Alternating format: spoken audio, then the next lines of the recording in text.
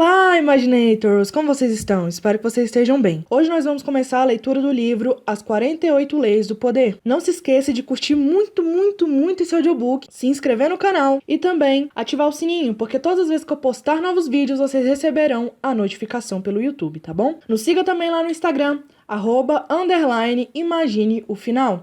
Eu vou deixar aqui na descrição o link para vocês estarem acessando a nossa página e estar nos seguindo.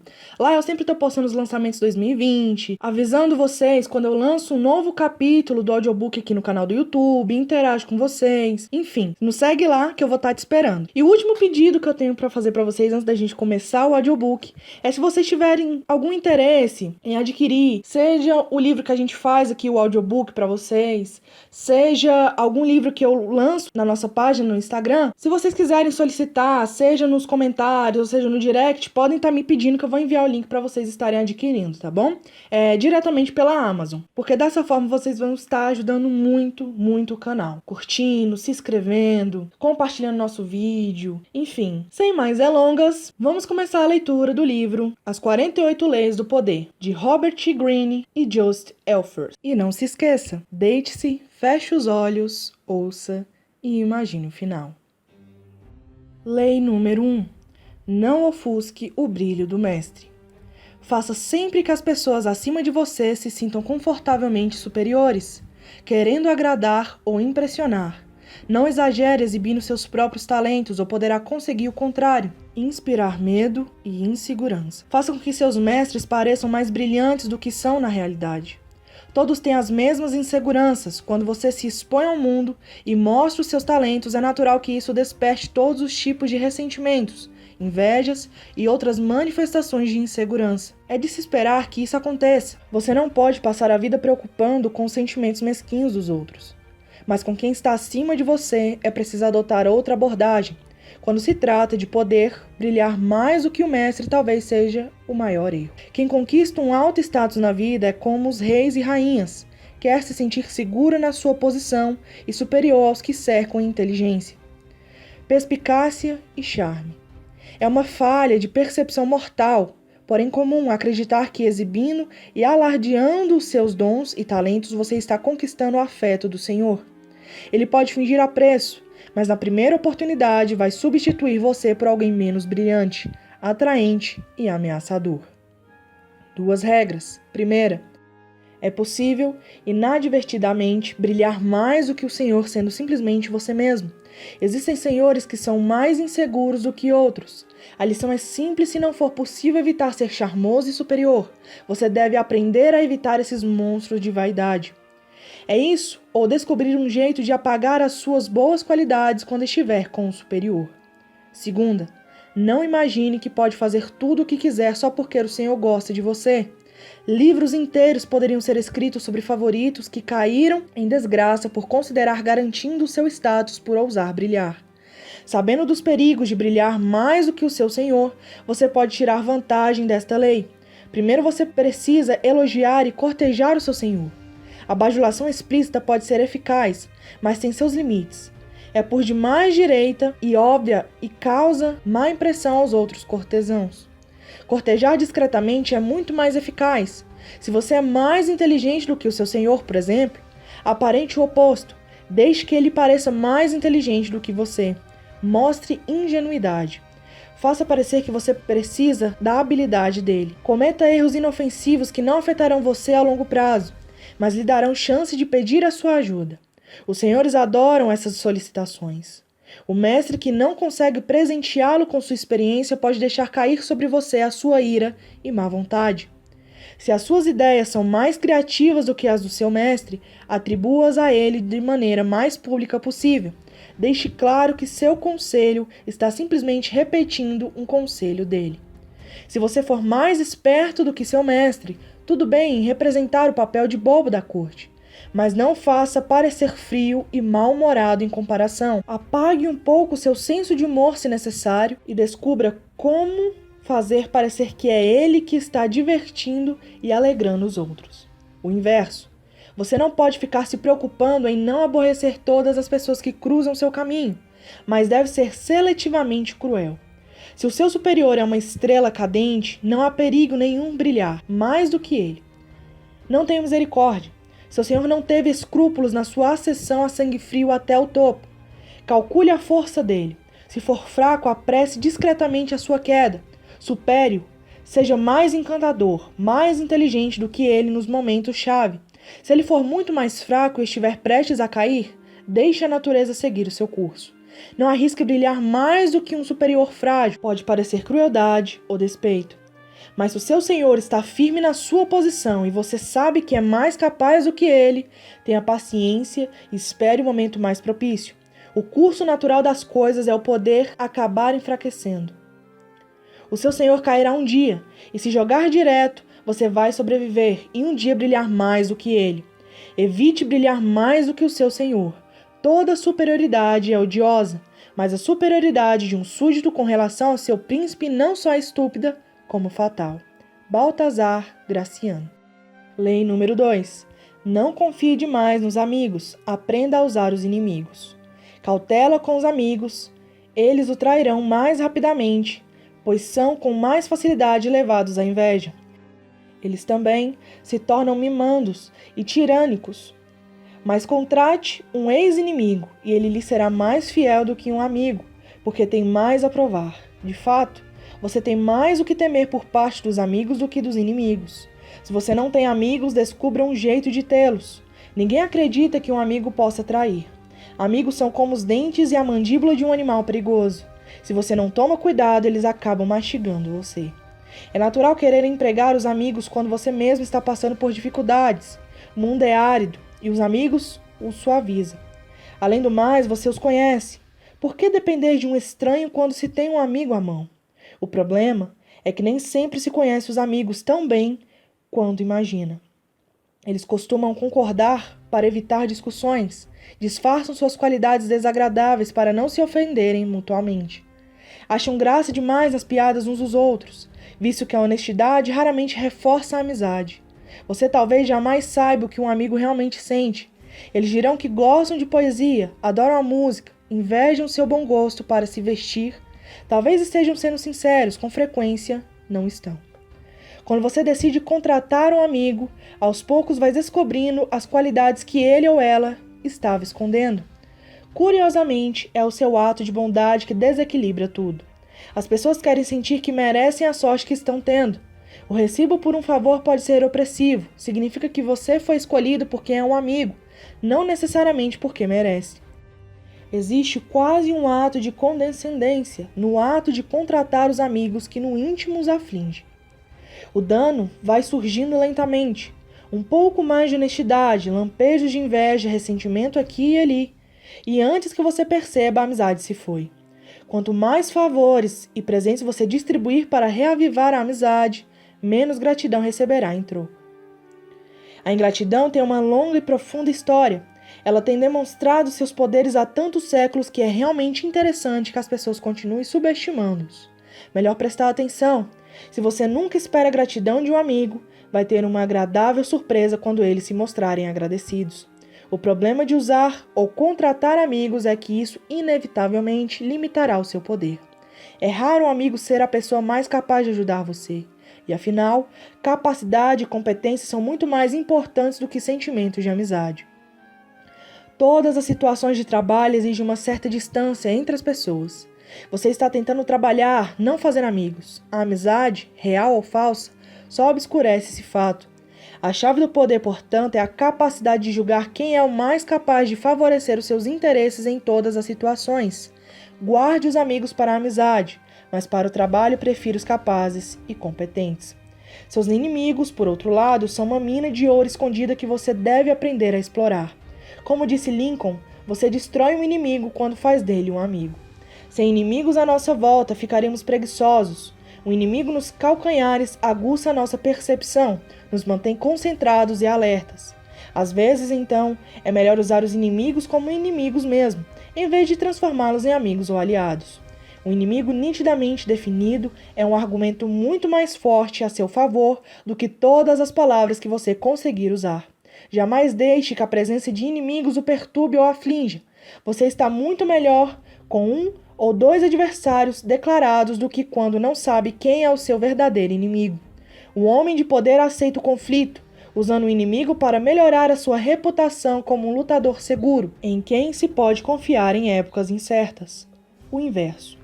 Embora em geral seja melhor não misturar trabalho com amizade, há momentos em que um amigo pode ser mais eficaz do que um inimigo.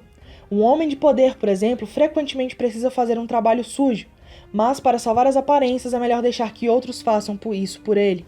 Os amigos são os melhores, visto estarem dispostos a se arriscar pelo afeto que sentem por ele. Além disso, se os seus planos gorarem por algum motivo, o amigo é um bode expiatório muito conveniente. Esta queda do favorito era um truque usado com frequência por reis e soberanos. Eles deixavam que seu melhor amigo na corte assumisse a responsabilidade por um erro, visto que o público não acreditaria que eles deliberadamente sacrificassem um amigo com esse propósito. E claro que depois de fazer essa jogada, você perdeu seu amigo para sempre. É melhor, portanto, reservar o papel de bode expiatório para alguém chegado a você, mas não muito. Finalmente, o problema de trabalhar com amigos é que isso confunde os limites e as distâncias que o trabalho exige. Mas se ambos os parceiros no arranjo compreendessem os perigos envolvidos, um amigo pode ser muito eficaz. Você não deve jamais baixar a guarda nessa aventura, entretanto, fique sempre atento a qualquer sinal de perturbação emocional, tal como inveja e ingratidão. Nada é estável no reino do poder, e mesmo os amigos mais chegados podem se transformar nos piores inimigos. Os homens apressam-se mais a retribuir um dano do que um benefício, porque a gratidão é um peso e a vingança um prazer. Tácito. Muita gente pensa que um príncipe sábio deveria, tendo oportunidade, incentivar astuciosamente uma inimizade, de forma que, ao eliminá-la, ele possa aumentar a sua grandeza. Os príncipes, especialmente os novos, encontraram mais fé e utilidade naqueles homens a quem, no início de seu poder, viam com suspeita, do que naqueles em quem começaram confiando. Nicolau Maquiavel. Sabe tirar vantagem dos inimigos? Você precisa aprender que não é pela lâmina que se segura a espada, mas pelo punho, para poder se defender. O sábio lucra mais com seus inimigos do que o tolo com seus amigos. Baltazar Graciano. Lei número 3. Oculte suas intenções. Mantenha as pessoas na dúvida e no escuro, jamais revelando o propósito de seus atos. Não sabendo o que você pretende, não podem preparar uma defesa. Leve-as pelo caminho errado até bem longe. Envolva-as em bastante fumaça e, quando elas perceberem as suas intenções, será tarde demais. Parte 1. Use objetos de desejo e pistas falsas para enganar os outros. Se em algum momento da sua fraude as pessoas tiverem a mais leve desconfiança quanto às suas intenções, estará tudo perdido. Não lhes dê oportunidade de perceber o que você pretende. Disfarce colocando pistas falsas pelo caminho. Use a falsa sinceridade. Envie sinais ambíguos.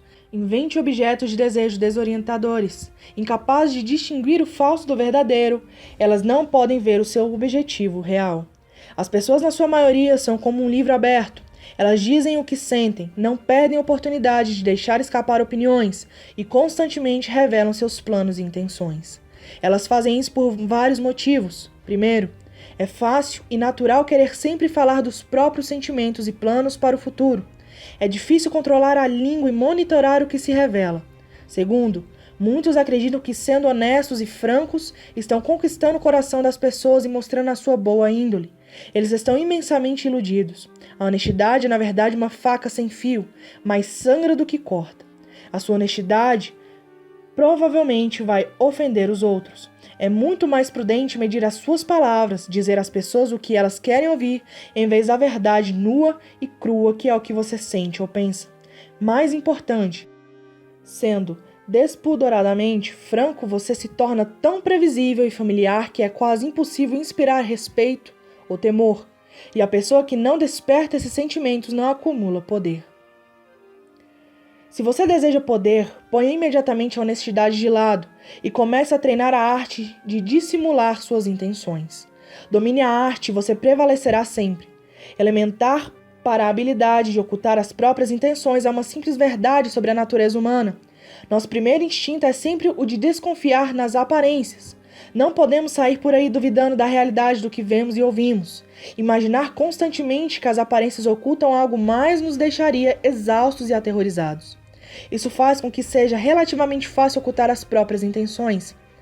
Basta assinar com um objeto que você parece desejar, um objetivo que você parece querer alcançar diante dos olhos das pessoas e elas tomarão a aparência como realidade. Uma vez com os olhos fixos na isca, elas não notarão o que você está realmente pretendendo. Na sedução, dê sinais conflitantes, tais como desejo e indiferença, e você não só os despistará, como inflamará o seu desejo de possuir você. Uma tática que funciona com frequência quando se quer armar uma pista falsa é parecer estar apoiando uma ideia ou causa que, na verdade, contraria o que você sente. A maioria vai achar que você mudou de ideia, visto não ser comum brincar com tamanha leviandade, com coisas tão carregadas de emoção como as suas próprias opiniões e valores. O mesmo se aplica a um objeto do desejo usado como chamariz. Pareça querer alguma coisa pela qual não está nem um pouco interessado, e seus inimigos perderão o rumo, calculando tudo errado. Durante a Guerra de Sucessão Espanhola, em 1711, o Duque de Marlborough, chefe do exército inglês, queria destruir um forte francês importantíssimo que protegia uma estrada vital para a entrada na França. Mas ele sabia que ao destruí-lo, os franceses perceberiam o que ele queria, avançar por aquela estrada. Em vez disso, ele simplesmente capturou o forte e o guarneceu com algumas das suas tropas, como se desejasse para algum propósito particular. Os franceses atacaram o forte e o duque deixou que ele fosse reconquistado. Novamente de posse do forte, entretanto eles o destruíram, imaginando que o duque tinha alguma razão importante para querer ficar com ele. Agora o forte não existia mais, o caminho estava livre, e Marlborough pôde facilmente entrar na França. Use essa tática da seguinte maneira: não esconda as suas intenções se fechando, com o risco de parecer misterioso e deixar as pessoas desconfiadas, mas falando sem parar sobre seus desejos e objetivos. Só que não os verdadeiros. Você matará 3 coelhos com uma só cajadada. Vai parecer uma pessoa cordial, franca e confiável. Ocultará suas intenções e deixará seus rivais atordoados, tentando achar inutilmente uma coisa que levarão tempo para descobrir. Outra ferramenta, eficaz para colocar as pessoas desorientadas, é a falsa sinceridade. Elas confundem facilmente sinceridade com honestidade. Lembre-se, o primeiro instinto é o de confiar nas aparências, e como as pessoas valorizam a honestidade e querem acreditar na honestidade dos que a cercam, raramente irão duvidar de você ou perceber o que você está fazendo. Parecer que estar acreditando no que você mesmo diz dá um grande peso às suas palavras. Foi assim que Iago enganou e destruiu Otelo. Diante da intensidade das suas emoções, da aparente sinceridade da sua preocupação com a suposta infidelidade de Desdemona, como Otelo poderia desconfiar dele? Foi assim também que o grande charlatão Yellow Kid Whale tapou os olhos das suas vítimas, parecendo acreditar tanto no objeto isca que acenava diante deles, um cavalo falso, um cavalo de corrida apresentado como uma barbada. Ficava difícil duvidar da sua realidade. Claro que é importante não exagerar nessa área. A sinceridade é uma arma traiçoeira. Aparente estar apaixonado demais e despertará suspeitas. Seja uma pessoa comedida e em quem se possa acreditar, ou a sua artimanha parecerá a fraude que ela é.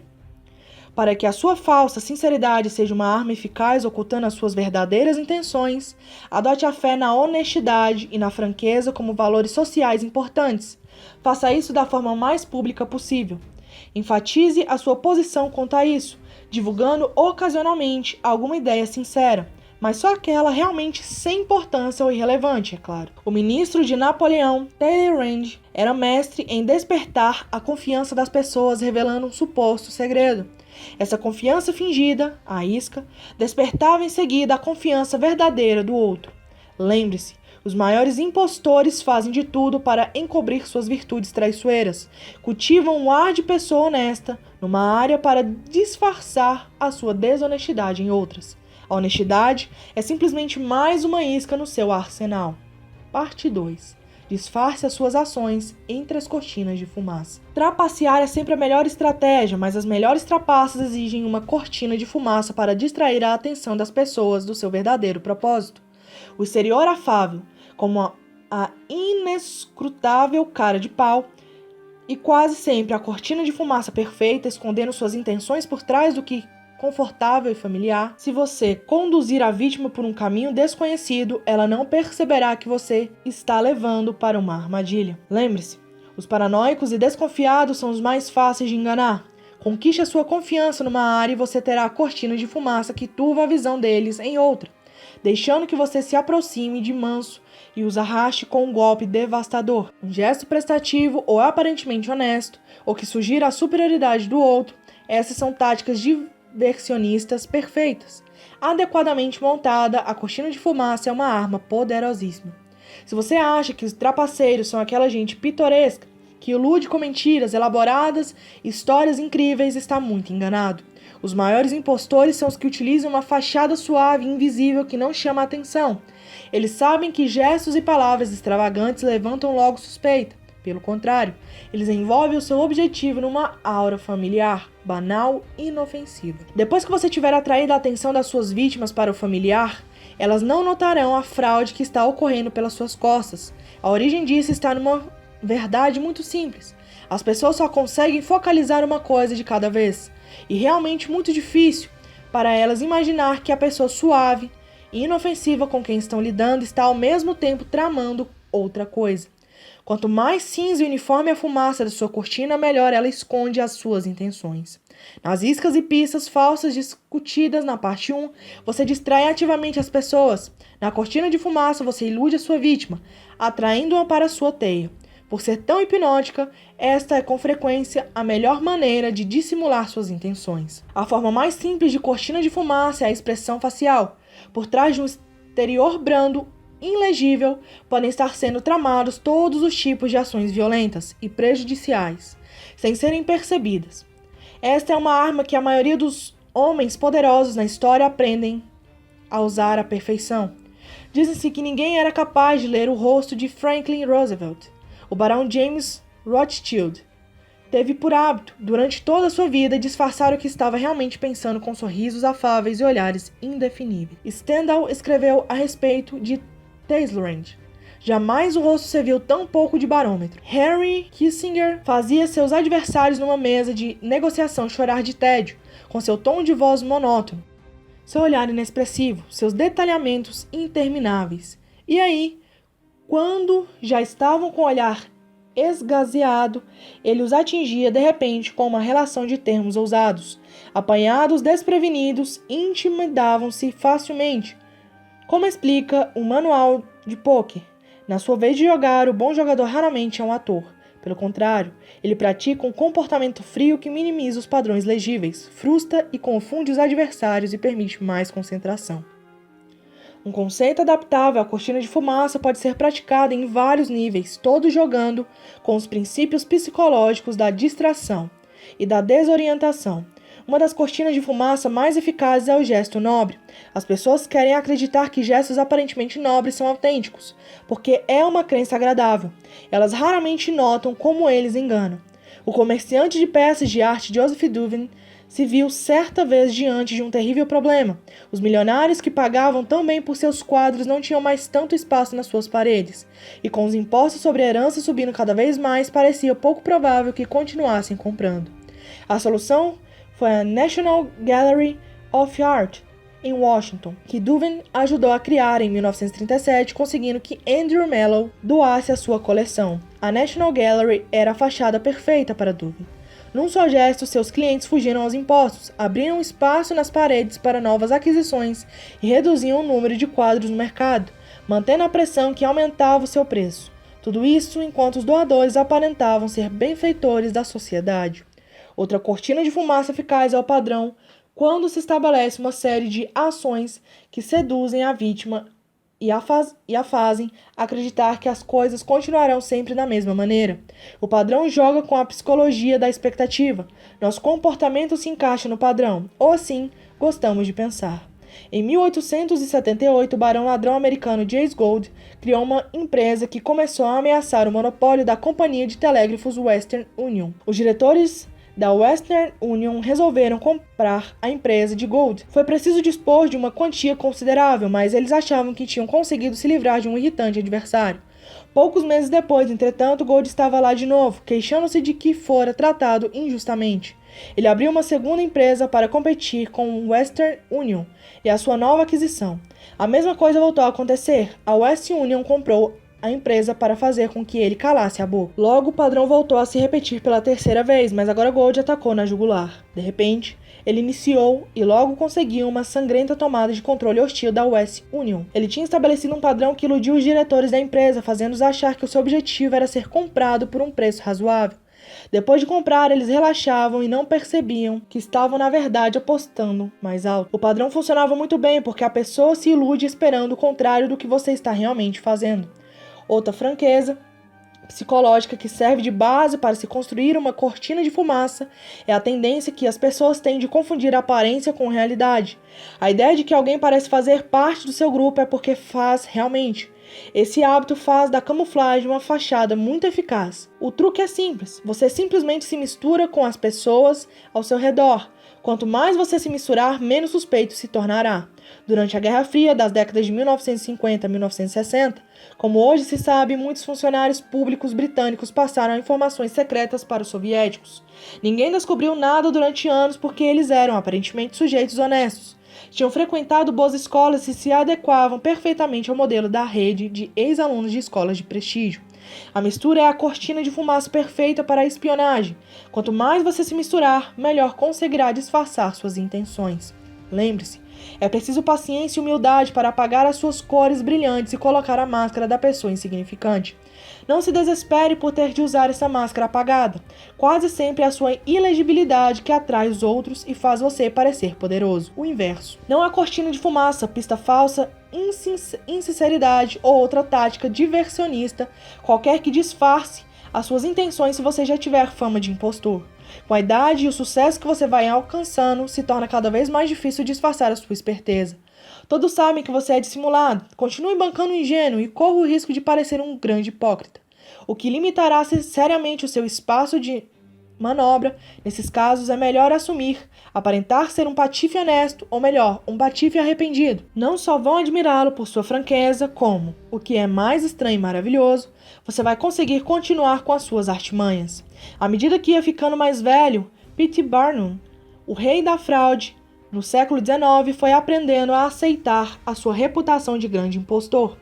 Num determinado momento, ele organizou uma caça a búfalos em Nova Jersey, completa com índios e alguns búfalos importados. Ele divulgou a caçada como sendo autêntica, mas o resultado foi tão artificial que a multidão, em vez de ficar zangada e pedir o dinheiro de volta, se divertiu muito.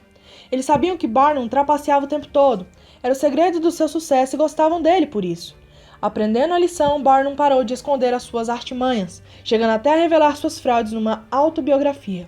Como escreveu Kierkegaard, o mundo quer ser enganado. Finalmente, embora seja mais sábio distrair a atenção dos seus propósitos apresentando um exterior suave e familiar, há momentos em que o gesto colorido visível e a tática diversionista correta. Os grandes charlatões saltimbancos da Europa do século XVII e XVIII usavam o humor e o divertimento para iludir suas plateias. Deslumbrado com o espetáculo, o público não percebia as verdadeiras intenções dos charlatões. Assim, o próprio astro charlatão aparecia na cidade numa carruagem negra puxada por cavalos negros. Palhaços, funâmbulos e artistas de espetáculos de variedade o acompanhavam, atraindo o povo para suas demonstrações e elixires e poções milagrosas. O charlatão fazia o divertimento parecer o assunto do dia, quando, na verdade, o assunto do dia era a venda dos elixires e poções milagrosas. Espetáculo e divertimento são nitidamente excelentes artifícios para dissimular as suas intenções, mas não podem ser usados indefinidamente. O público se cansa e desconfia, e acaba percebendo o truque. Pessoas poderosas com exteriores afáveis, por outro lado, os Talleyrand, os Rothschild, os Salice, podem praticar suas dissimulações no mesmo lugar a vida inteira. Seu ato não se desgasta e raramente levanta suspeitas. A cortina de fumaça colorida deve ser usada com cautela, portanto, e só na ocasião certa. Não deixe que o vejam como um impostor, mesmo que hoje seja impossível não ser. Que a sua maior esperteza esteja em dissimular o que parece ser esperteza. Baltazar Gracian. Já ouviu falar de um general muito hábil que pretende surpreender uma cidadela anunciando seus planos ao inimigo? Oculte os seus propósitos, esconda o seu progresso. Não revele a extensão dos seus objetivos até ser impossível se opor a eles, até terminar o combate. Conquiste a vitória antes de declarar a guerra. Em resumo, imite aqueles guerreiros cujas intenções ninguém sabe, exceto o país destruindo por onde eles passaram. Ninon de Leclos, 1623-1706.